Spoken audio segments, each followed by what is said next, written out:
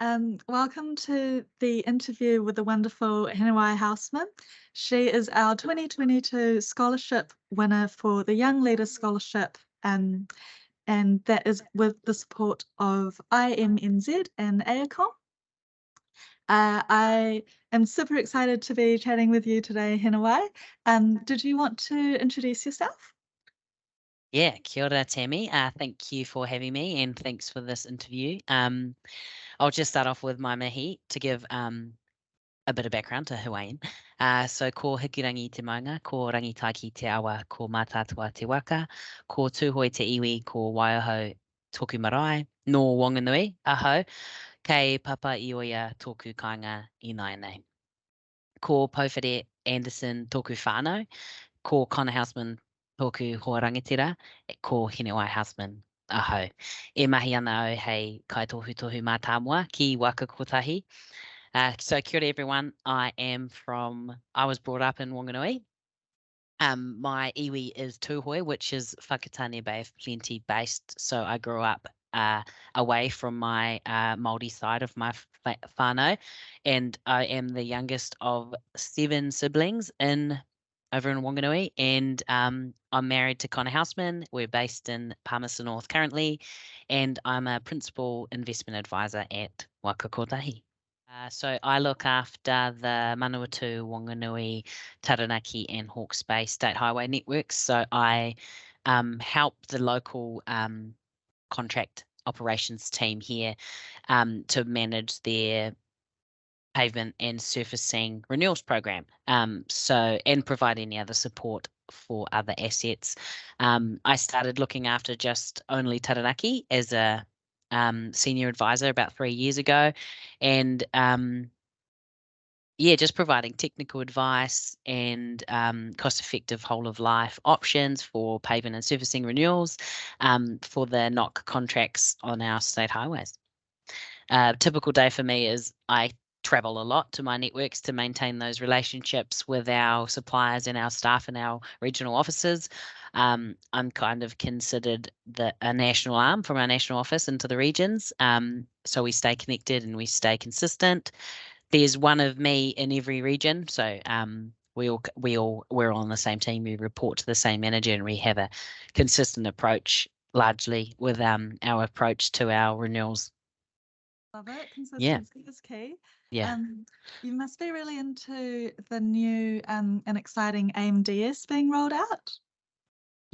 Yep, I'm involved with that because I'm also the what's the term? I'm the conduit between a system called Juno Viewer and Waka Kotahi. So Juno Viewer holds our one source of the truth for our pavement and servicing forwards work program, and so I'm involved a lot in the forwards work programming part of AMDS and also some other parts of the AMDS, but I've only been in the roading industry for 3 years, so I don't know everything about all the other assets just yet. I like your learning spirit. Also, for those who might not know what AMDS is, do you mind just giving like a quick blurb? Oh, I can try. So the AMDS is the asset management data standard that Waka Kotahi are leading. So we're trying to standardize how asset information is collected and stored and used, and trying to create a standardized, consistent approach of what we call pretty much every little detail about every single asset that we collect, and it's for all road controlling authorities, so Waka Kotahi and all of our local roads, local authorities that look after roads. Love it. Single source of truth. That's great. I would love to learn about your journey, Hinewai. So do you mind telling me about any challenges that you may have faced to get to where you are today, and how did you, and any ways that you would have overcome any challenges? Yeah, for sure. I mean, like everyone, there's always challenges. So my first challenge was straight out of high school. I was never introduced to engineering. I was never told about engineering. I did not know what that was, to be quite honest. And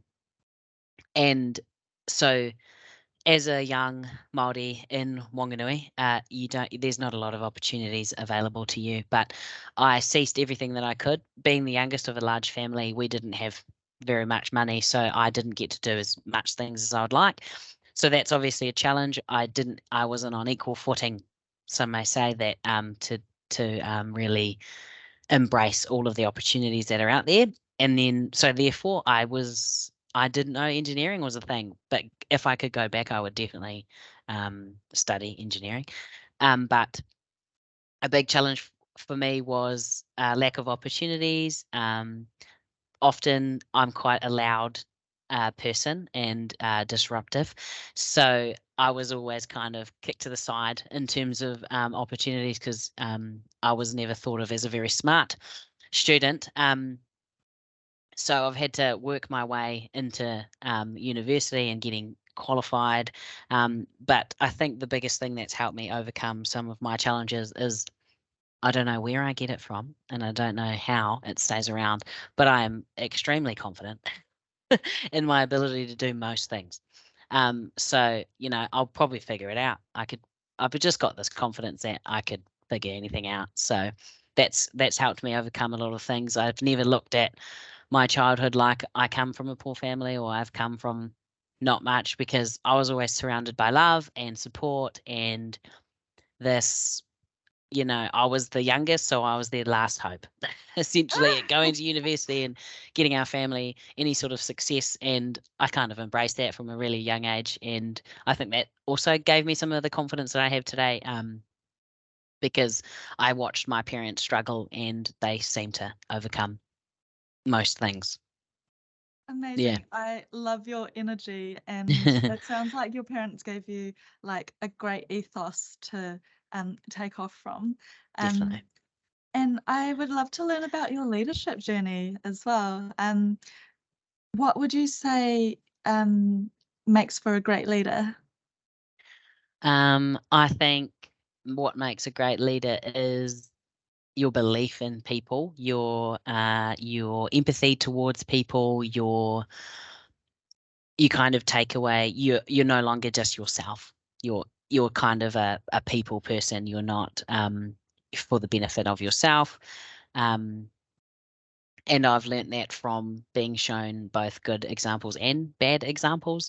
I'm naturally very, very inquisitive. I was that kid that asked a million questions. So I learned a lot from people around me and how to be that beacon in a group of people that, people just go to you if they know, if they need help. Leaders are reliable, they're consistent, and they're trustworthy. And you don't need to be a good public speaker, you don't need to be a big decision maker to be a leader, you don't need to be formally in charge of people. You just need that care towards other people and a willingness to empower others, and often admitting that you might not be able to do something, but someone else can do it. Yeah. Those are those are all incredible traits, and I see that in you from the times that we've chatted prior. So, yeah, I think I love what you said about how a great leader is someone who cares for people, and so I think that is the now and the future of leadership, and so I'd love to see Yeah, it. you don't have to be an engineer to be an asset manager. That gives me a lot of hope because I am not an engineer, and I have figured it out. And it's also I think, um, embracing that we have a shortage of people and we have to look at other places because we aren't just going to get them fresh out of university as engineering graduates. I mean, lots of people have the capability to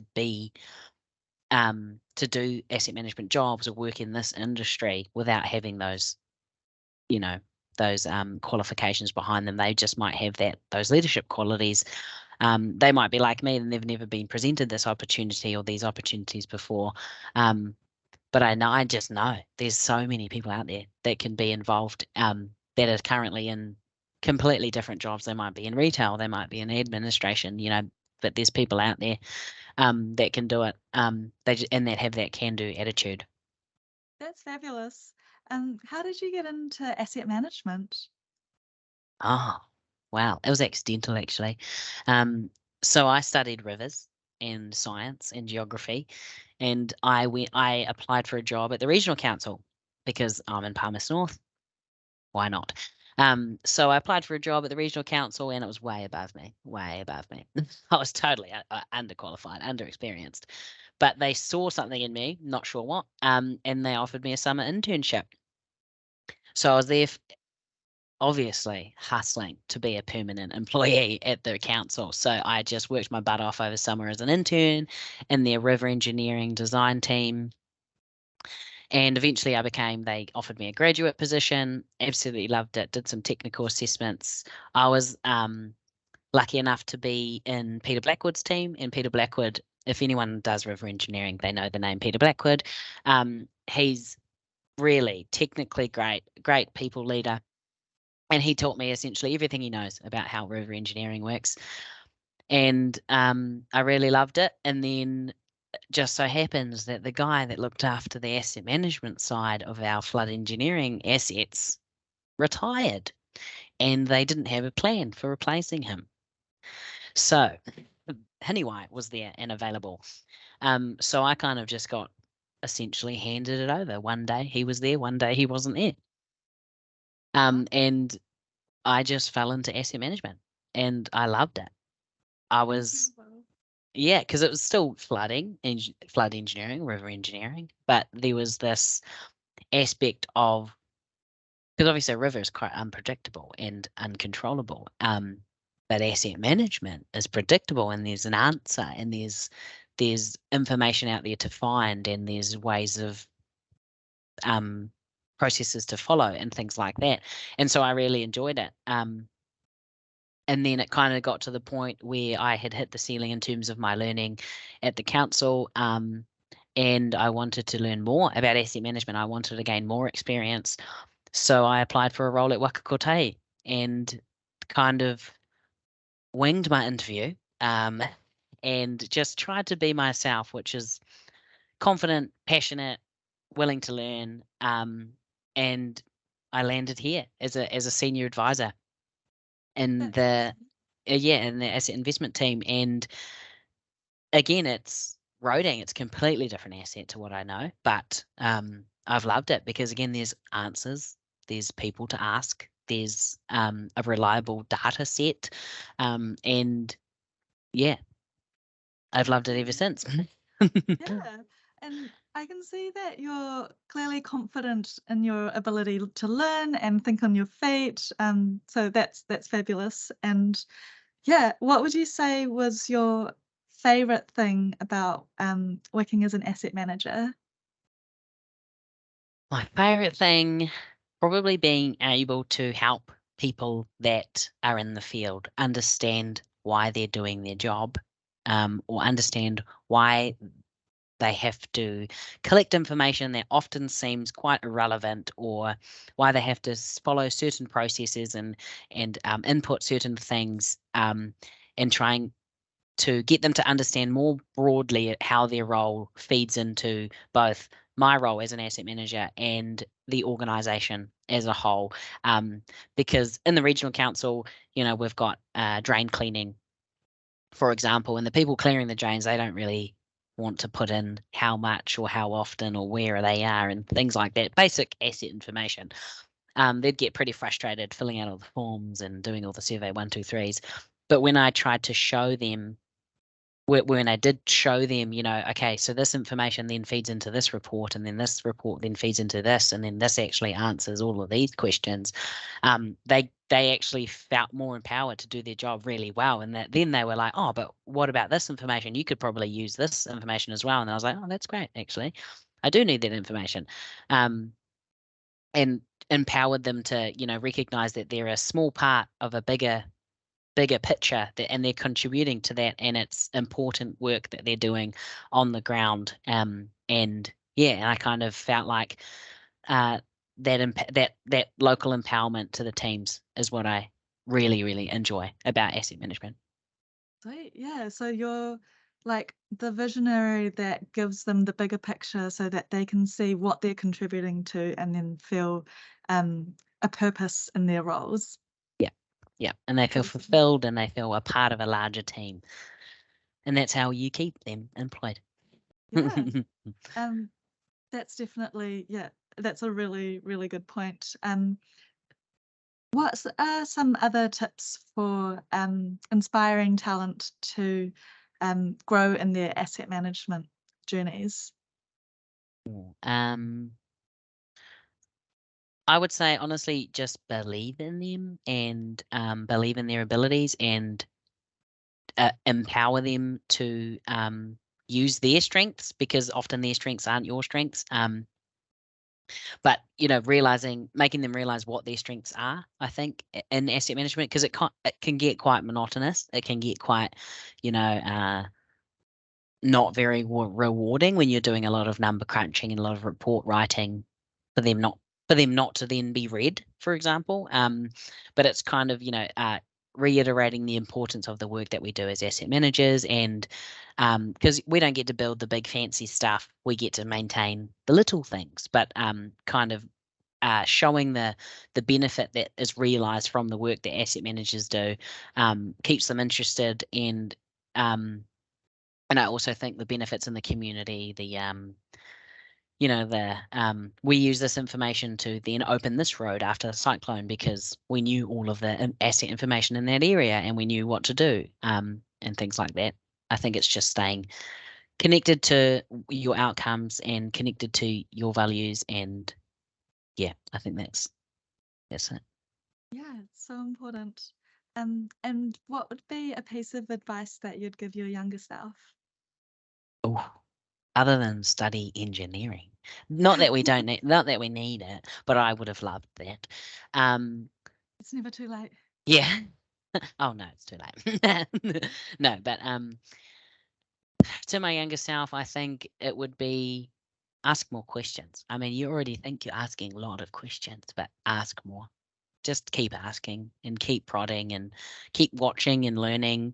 Um, Leaders will show you how to lead and how not to lead. So everything's a learning, good or bad. And don't stop trying. Always try and fail. It's okay. You'll learn from that. You won't do that again. Yeah. That's great advice. Also, I would love to wrap up our interview. It's been such a pleasure speaking with you, Hinewai. Thank you so much for giving your time. Just a fun question to end on.